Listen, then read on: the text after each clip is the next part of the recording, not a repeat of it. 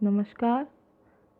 आप सभी का मेरे YouTube चैनल हिंदी साहित्य में बहुत बहुत स्वागत।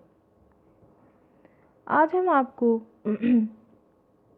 सुमित्रा नंदन पंत जी की कविता प्रथम रश्मि की आगे की पंक्तियाँ करवाएंगे।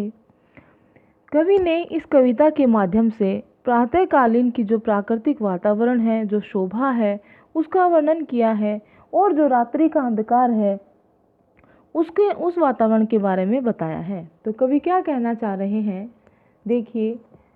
निकल सृष्टि के अंध गर्भ से छाया तन बहु छायाहीन। कवि यहाँ क्या कल्पना कर रहे हैं कि रात्रि के सघन अंधकार में कुछ तो ऐसे हैं जो छायातन, जिनका शरीर जो है वो छाया के समान है, यानी परछाई के जैसे लगता है, और कुछ छायाहीन, और कुछ ऐसे हैं जो छाया से रहित है। वो सब क्या है? वो दुष्ट हैं और रात्रिचारी प्राणी हैं, यानी रात्रि में विचरण करने वाले वो लोग हैं। निकल सृष्टि के अंध गर्भ से, यानी जो सृष्टि का जो अंधकार रूपी जो गर्भ है जहाँ पर वो पूरे दिन में वो छुपे हुए थे, अब वो रात्रि के अंधकार में उसके गर्भ से निकलकर, यानी सृष्टि के गर्भ से निकलकर वो अब पृथ्वी पर विचरण कर रहे हैं। तो वो कैसे हैं? कुछ का शरीर तो छाया के समान और कुछ छायाहीन है। चक्र रच रहे थे खल निशिचर। अब कवि यहाँ कह रहे हैं कि वो अंधेरे में कुछ कुचक्र यानी कुछ षड्यंत्र सा रच रहे हैं। खल निशिचर यानी वो दुष्ट हैं, निशिचर यानी रात में विचरण करने वाले वो निशिचर हैं, वो जीव हैं। और चला कुहक टोना मोना। अब वो कहते हैं मुझे ऐसा लग रहा है कि सृष्टि में सब और जादू टोना सा हो रहा है। ठीक है, तो फिर आगे वो कहते हैं छिपा रही थी मुख शशि बाला। जो शशि बाला है यानी चंद्रमा रूपी जो बाला है, जो युवती है, वो क्या अपना मुख को छिपा रही थी? कैसे? निशी के श्रम से हो श्रीहीन, क्योंकि वो रात्रि में रात भर जो है परिश्रम करने से उसका मुख जो है श्रीहीन हो गया था, यानी शोभा से हीन, सौंदर्य से हीन हो गया था। निशी के श्रम से यानी रात भर श्रम करने से। अतः वो अपना शशि बाला जो है, वो चंद्रमा रूपी जो युवती है, जो बाला है, वो अपना मुख जो है रात्रि के अंधकार में छुपा रही थी। कमल क्रोड़ में बंदी था अली कोक शोक से दीवाना। अब वो कह रहे हैं कि प्रातःकाल होने पर जैसे कमल खिलने लगते हैं, और कमल रात्रि होने पर कमल के भीतर जो है वो भंवरे बंद हो जाते हैं। तो जो क्रोड़ है, कमल क्रोड़ यानी कमल की जो गोद है, कमल के फूल की जो गोद है, यानी कमल का फूल का जो फैलाव है, उसमें वो अली, वो जो भंवरा है, वो बंदी था, यानी उसमें बंद था वो रात में। और कोक शोक से दीवाना, और कोक का अर्थ यहाँ पर चकवा पक्षी से है। चकवा पक्षी की विशेषता ये होती है कि वो रात्रि होने पर चकवा और चकवी बिछड़ जाते हैं, क्योंकि उन्हें रात में दिखाई देना बंद हो जाता है और वो एक दूसरे के लिए रोते रहते हैं पूरी रात भर। तो इसलिए जो है वो चकवा पक्षी जो है वो रात भर शोक से दीवाना होकर वो भी रात भर जो है तड़पता रहा, वो भी रोता रहा अपनी प्रियतमा के बिना।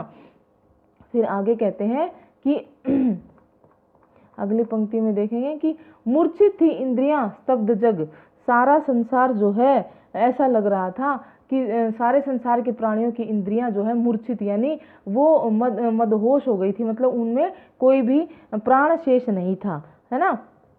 और फिर कहते हैं स्तब्ध जग, और सारा संसार जो है स्तब्ध यानी कि जड़ रूप बन गया था, यानी संसार में कोई भी हलचल नहीं हो रही थी। जड़ चेतन सब एकाकार, जड़ और चेतन रूप सारा संसार एक हो गया था, यानी जो निर्जीव वस्तुएं थे, जो सजीव वस्तुएं थी, वो सारी निर्जीव हो गई थी, यानी सारा संसार एक समान लग रहा था। शून्य विश्व के उर में केवल, इस संपूर्ण विश्व के, शून्य यानी कि जो शून्यहीन हो गया था, जहाँ कोई हलचल नहीं थी, उस शून्य संसार में क्या था?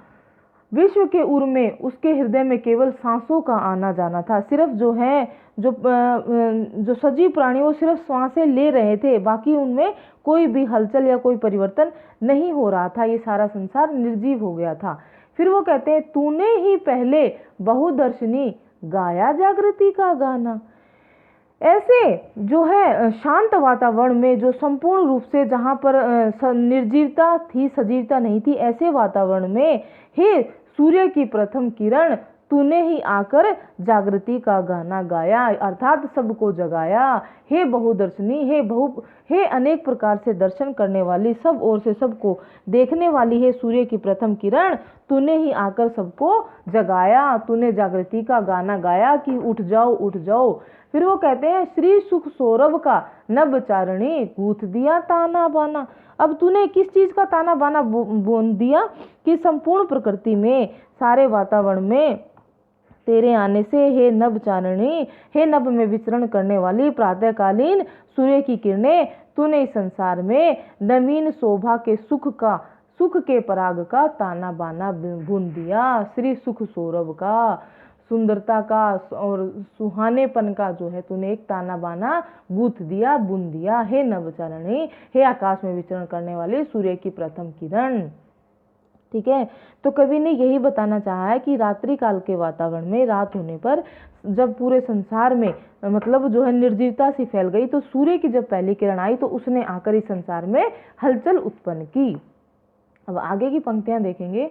निराकार तम मानो सहसा, ज्योति पुंज में हो साकार, बदल गया दुर्त जगत जाल में, धरकर नाम रूप नाना। कवि कह रहे हैं कि रात्रि में जो सघन अंधकार था वो प्रातःकाल होने पर जो है कैसा हो गया, निराकार तम मानो सहसा, जो निराकार जिसका कोई आकार नहीं था वो अंधकार एकदम से मानो अचानक से ज्योति पुंज में साकार हो गया, यानी प्रकाश पुंज में, यानी ऐसा लगा कि प्रकाश का कोई बहुत बड़ा पुंज है और उसमें परिवर्तित हो गया। बदल गया द्रुत जगत जाल में, द्रुत यानी शीघ्रता से ही सारा संसार में जो है वो एक जाल के समान फैल गया, यानी संपूर्ण संसार में प्रकाश ही प्रकाश हो गया। धरकर नाम रूप नाना, और उसने इस संसार में अपने अनेक प्रकार से नाम जो है रख लिए, यानी संपूर्ण प्रकृति जो है नाना रूपों को धारण करके प्रकट हुई। सिहर उठे पुलकित हो द्रुमदल, सुप्त समीरण हुआ अधीर। अब कह रहे हैं सिहर होकर उठ गए क्या, द्रुम दल, पेड़ों के जो दल हैं, जो पौधे हैं, जो पत्ते हैं, वो सब है पुलकित हो गए, वो खिलकर जो है ना वो खिल गए हैं और खिलकर उठ गए हैं। ऐसा लग रहा है मानो रात्रि के नींद से वो जग गए हैं। और सुप्त समीरण, और जो सोई हुई हवा थी, क्योंकि हवा ने भी कोई संसार में हलचल नहीं की, तो वो हवा भी सो गई थी मानो, लेकिन प्रातःकाल होते ही वो भी अधीर होकर जो है बहने लगी है, अर्थात वो भी जग गई है, अपनी जागृत अवस्था में आ गई है और उसने भी सारे संसार में हलचल उत्पन्न कर दी है। झलका हास कुसुम अधरों पर, हिल मोती का सा दाना। अब क्या झलका, प्रातःकालीन के समय जो है ना सूर्य की किरणों से, जब सूर्य की किरणों का वर्णन करते हुए कवि कह रहे हैं कि उषा की लालिमा के जो है खुले पलक, ये तो आपका आगे की लाइनें हैं, पहले इसमें देखेंगे हम कि सूर्य की किरणों से सारे पुष्प जो हैं खिल गए और उनके चेहरों पर मधुर मुस्कान आ गई। झलका हास यानी झलकने लगी मुस्कुराहट, किसके, कुसुम के अधरों पर, फूलों के होठों पर, और हिला मोती का सा दाना, और ओस के कण जो है, यानी जो मोती जो है किसको कहा है कवि ने, ओस की बूंदों को मोती के समान बताया गया है, तो ओस की बूंदें मोतियों के दानों की तरह जो है चमकने लगी, हिलने लगी। ठीक है, फिर आगे कहते हैं खुले पलक फैली सुवर्ण छवि, जगी सूर भी डोले मधुबाल। अब प्रातःकालीन शोभा का वर्णन करते हुए कवि क्या कह रहे हैं कि देखिए प्रातःकाल होने पर, सूर्य की किरणें आने पर क्या क्या बदलाव होते हैं प्रकृति में, कि उषा की लालिमा के बिखरते ही खुले पलक फैले स्वर्ण छवि, सुनहरी छवि के फैलते ही, अर्थात सूर्य की किरणों के आते ही सब लोगों की आंखें जो हैं खुल गई, उनके पलक जो हैं खुल गई हैं।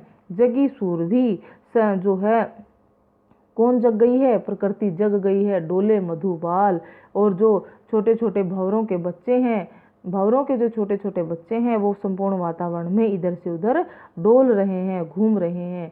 स्पंदन कंपन ओ नव जीवन, सीखा जग ने अपनाना।